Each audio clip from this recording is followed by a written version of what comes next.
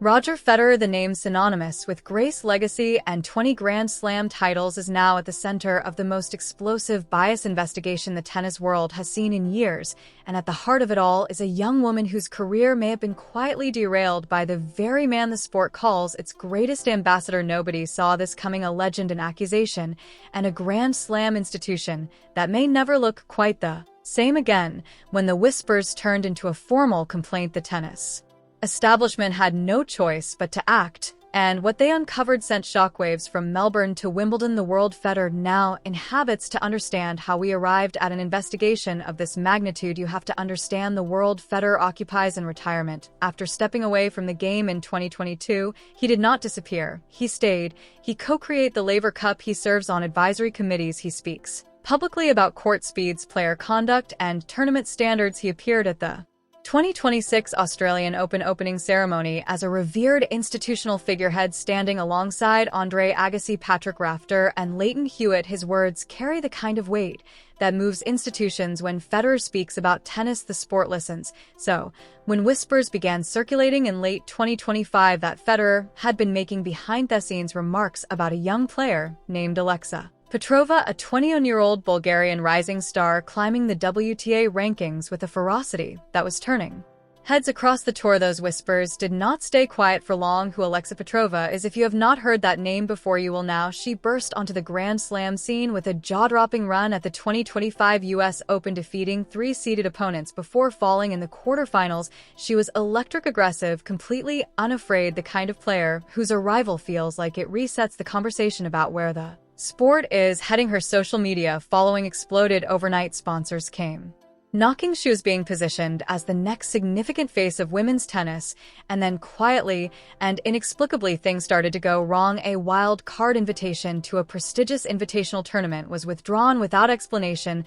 A scheduling slot at a key warm-up event before the 2026 Australian Open was reassigned. A sponsorship negotiation with a major brand, one intimately connected to Federer's business network, stalled without clear reason. Each incident in isolation could be dismissed as the random turbulence of professional sport. Together they began to look unmistakably like a pattern. Petrova noticed, her team noticed, and eventually someone decided to start asking questions. The ignition point: every significant scandal has a single moment where accumulated heat becomes visible flame. For this story, that moment came in January 2026 during the build-up to the Australian Open. Federer was seated in a Melbourne media room, relaxed, charming, doing what he does with effortless ease, talking tennis. He was asked about the next generation of women's talent. He praised Aryna Sabalenka warmly. He spoke highly of Coco Gauff's maturity. He mentioned Madison Keys, Emma Raducanu, and Iga Swiatek. He talked at considerable length about the established names of the tour. Alexa Petrova's name was not mentioned.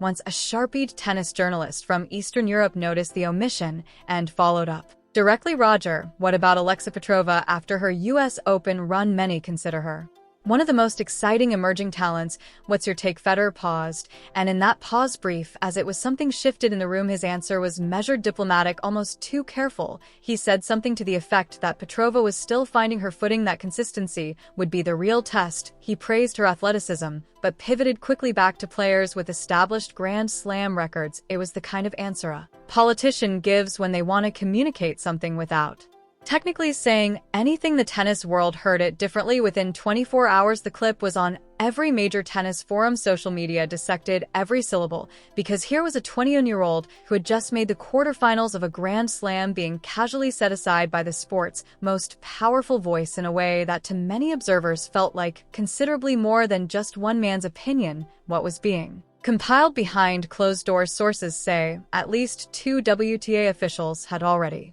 been building a separate file, a dossier of scheduling irregularities, invitation retractions, and communication logs that were painting a troubling picture. Federer's name had come up in those conversations, not directly, but through his network, through Team 8, his talent agency, through his advisory connections with Grand Slam organizing committees. Then came the second incident that made the situation impossible to dismiss. At a pre-tournament press junket, Petrova was inexplicably removed from a promotional photo shoot featuring the top players expected to challenge at the Australian Open. The reason given was vague logistical reallocation, but leaked internal emails later published by a respected tennis journalist suggested the removal had been flagged from a higher institutional level. The emails did not name Federer, but they referenced feedback from senior stakeholders for Petrova and her team. That was enough. They filed a formal complaint. The investigation was officially open. The public reaction when news of the complaint broke: the first 24 hours were chaotic. The tennis community divided immediately. On one side, fans and commentators who saw the complaint as long overdue, a direct challenge to a system where legends had accumulated so much informal influence that their personal opinions could quietly reshape careers without accountability or transparency. On the other, a fiercely protective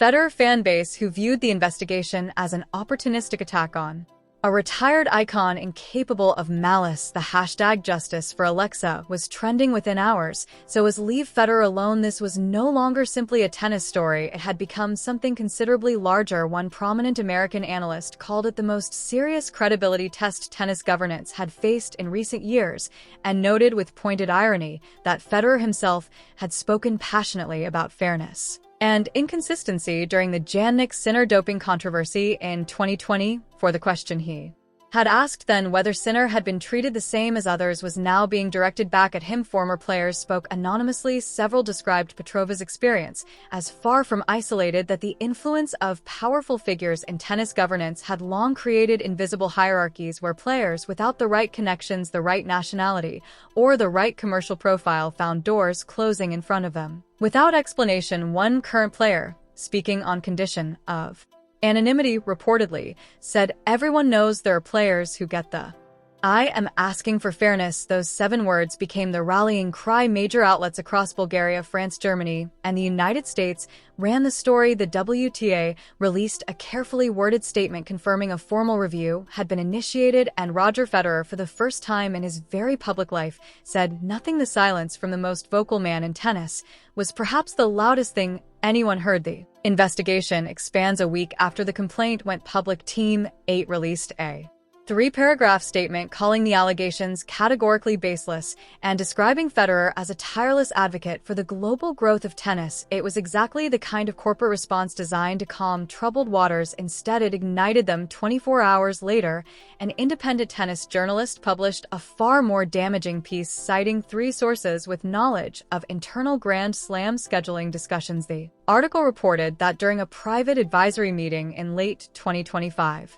a figure described as a prominent retired male champion with significant influence on tournament operations had expressed reservations about Petrova's marketability and fit with the tournament's brand direction. The article did not name Federer. The tennis community connected the dots immediately. The phrase marketability and fit became toxic. Critics asked pointed and uncomfortable questions about whose definition of marketability was being applied and whose vision of the sport's identity was being protected, and at whose expense. The WTA announced it was expanding the scope of its review. It was no longer examining scheduling alone. It was now investigating potential conflicts of interest in commercial partnerships, media access arrangements, and advisory relationships between retired players and Grand Slam organizers. This was no longer solely about Alexa Petrova. This was about the entire system. What the investigation found after 6 weeks of formal review, the WTA released a summary of its findings. The review found no direct evidence that Federer had personally instructed anyone to exclude Petrova from specific opportunities. There was no smoking gun email, no recorded directive, no explicit instruction. The absence of a personal villain was real,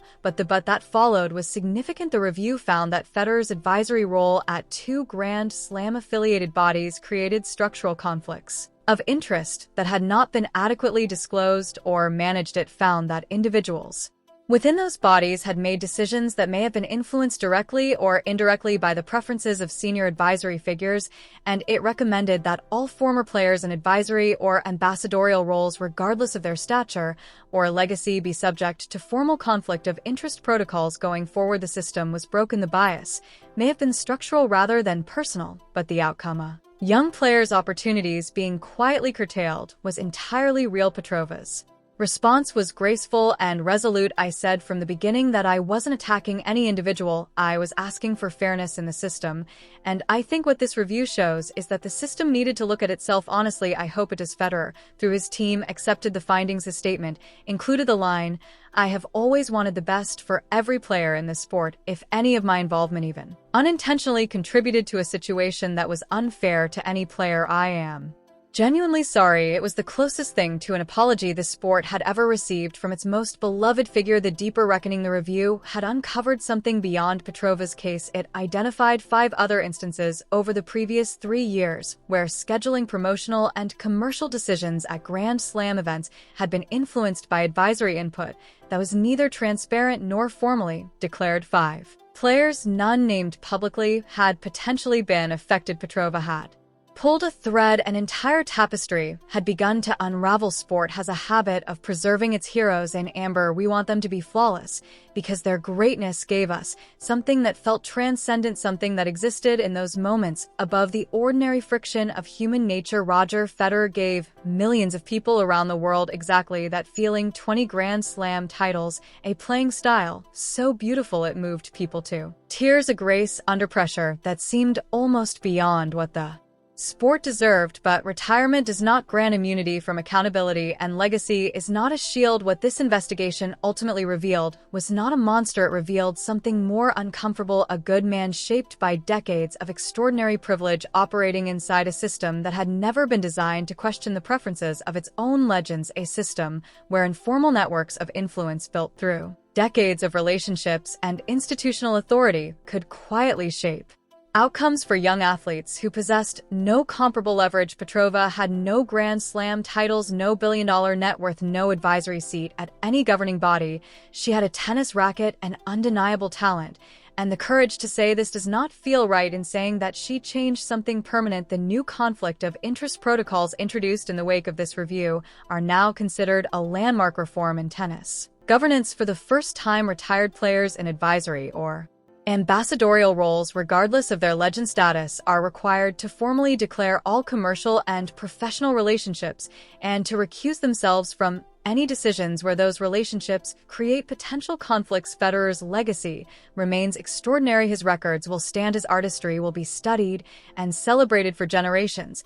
But his story now contains this chapter 2, the chapter where the sport he loved was forced to grow up, partly because of him and partly because of the young woman he never mentioned in that Melbourne press room. Alexa Petrova went on to compete at the 2026 Australian Open with a newly negotiated invitational slot. She lost in the 3rd round, but she walked onto that court carrying something considerably more valuable than a first week, when she walked on with the knowledge that she had forced one of the most powerful institutions in sport to look itself honestly in the mirror. For a 21-year-old from Bulgaria who simply wanted fairness, that may be the greatest victory of all. The question that remains, was Roger Federer a man who made a mistake inside a broken system, or was this always about who gets to decide whose career matters? Can tennis truly claim to be a fair sport for everyone? Until the answer to that question is honest. What began as a whisper became a storm. At the center of that storm stood 2 people who could not be more different: one of the most celebrated athletes in human history,